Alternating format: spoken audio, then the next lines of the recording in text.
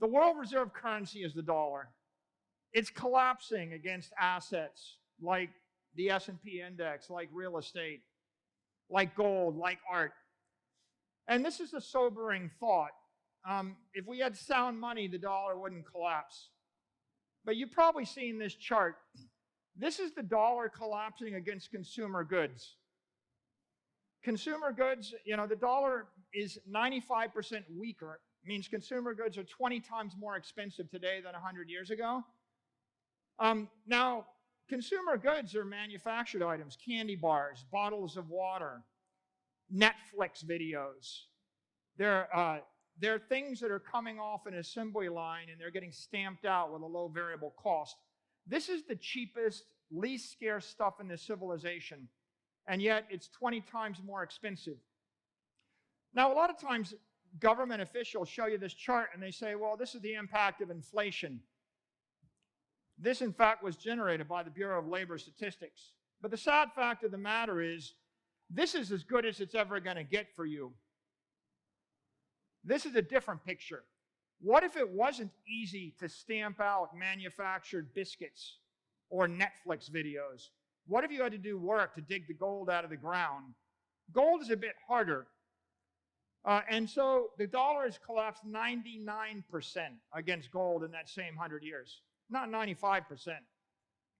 By the way, gold is not scarce. We keep creating more gold. We get better at it, but at the end of the day, it's a bit more scarce than, Netflix videos, and it's a bit more scarce than drywall. Let's talk about something that's even more scarce. The 500 most valuable companies in the S&P.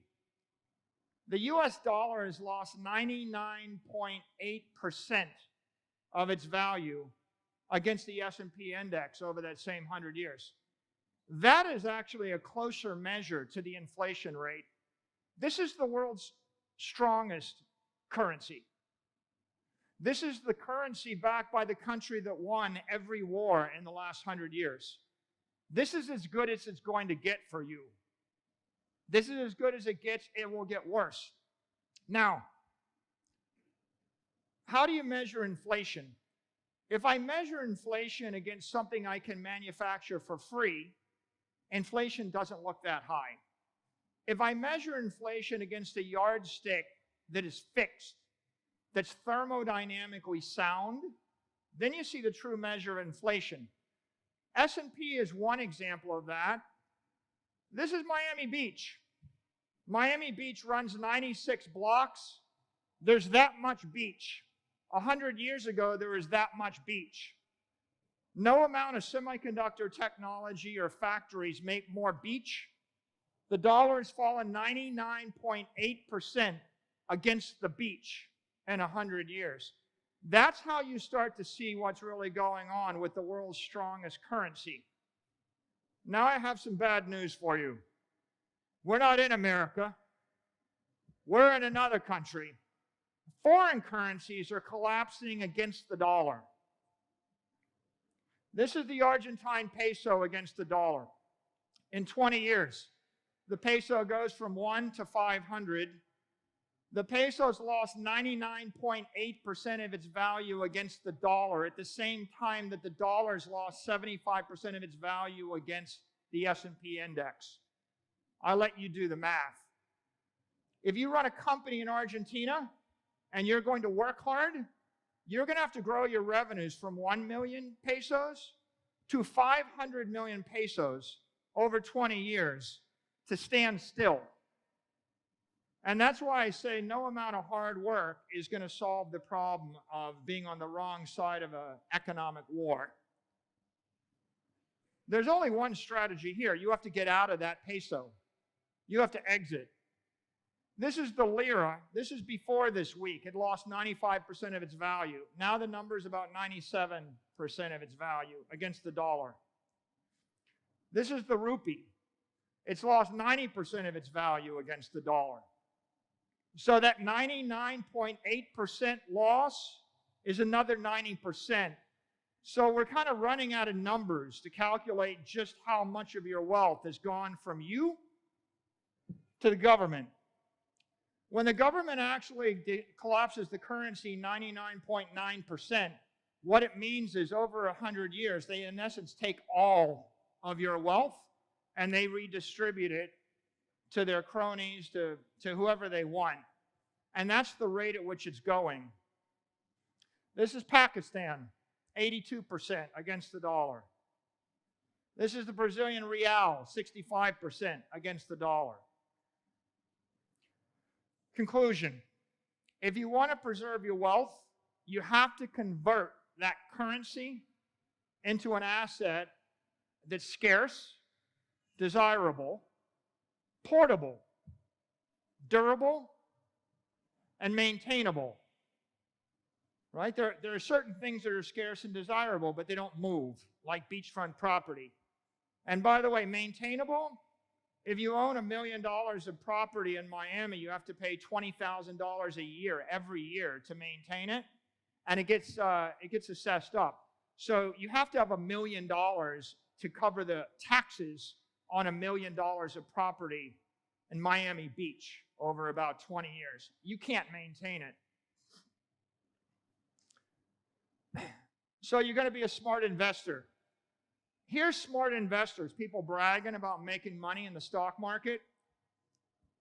The S&P index is going up 7 to 8% a year. And so you must be really smart. You invested in companies that are making good decisions. Look at the money supply. The money supply is going up at the same rate as the S&P index. And so what you begin to realize is most investment gains aren't really gains at all. All you're doing is simply tracking the monetary inflation rate if you're lucky. Now let's talk about all the assets. Okay, this is a 30-year or 20-year return on asset classes compiled by J.P. Morgan. On the far right, you see commodities. They're awful. Commodities are silver, gold, natural gas, especially oil, soybeans, lumber, pork bellies. Why are commodities awful? Because humans are really good at creating more of them, and they will drive the price down using technology, ingenuity, and capital. Commodities lose you money. Cash, also pretty awful. Now, you see the inflation rate that the largest bank in the United States marks? They mark it at 2%. That's what the government tells you their inflation rate target is, 2%. That's their consumer inflation rate. That's fake, right?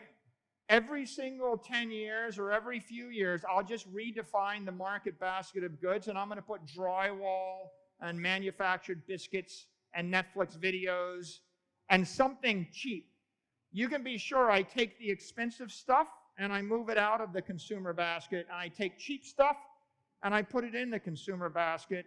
And you're moving toward a world where you'll live in a 300 square foot apartment constructed of drywall, sitting on a cheap, rickety plastic chair with a set of goggles on while you imagine yourself in a beautiful universe with a bunch of digital stuff. And you'll get digital healthcare, and you'll get digital entertainment, and you'll have digital friends, and you'll take digital trips to digital vacation destinations in your digital jet. And everything will be good. That's the problem with the Cpi. Now, look at the S&P index, right? You feel like you're a genius if you're getting 7.5% against that. Well, what if I told you the real inflation rate of the US dollar over 100 years is about 7.5 to 8%? That's the actual inflation. Now you see the average investor is getting 2.9% when they're smart. Commodities are less. The S&P is underperforming the inflation rate. Look in the far left. What's your best chance? It's called a REIT, Real Estate Investment Trust. If you have a property company and you buy the scarce, desirable real estate in the middle of London or New York, and if you can generate a yield on it, and if you're really good at it, you might be able to just barely keep your head above water.